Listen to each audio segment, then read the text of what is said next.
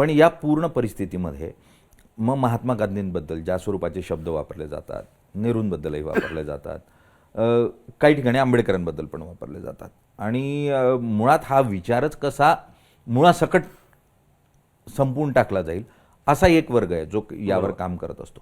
तर हा विचार जर जिवंत ठेवायचा असेल तर जेनझीने काय करायला हवं?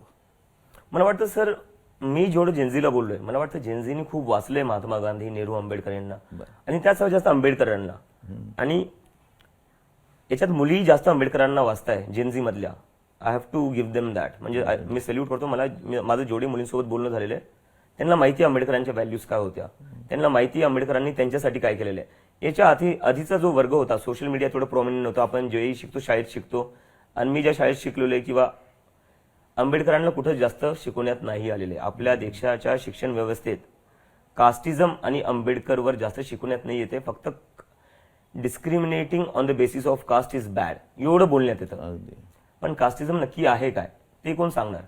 अमेरिकेत रेसिझमवर लहान मुलांना सुरुवातीपासूनच सांगतात की रेसिझम कशा प्रकारे होतं. ते का सांगणं गरजेचं कशा प्रकारे होतं? कारण की कोणाकडून चुकीने सुद्धा नाही झालं पाहिजे. आपल्या इथं काय लॉजिक दिलं जातं की आपण जर जातीवर शिकवलं तर जातीभेद वाढेल. तुम्हाला मुलांना एक्सप्लेन करावं लागेल जातीवाद काय असतो, कशा प्रकारे होतो आणि का नाही केला पाहिजे, आणि केला तर त्याचा दुसऱ्यावर काय परिणाम पडतो. आपल्या इथं ते सांगतच नाही.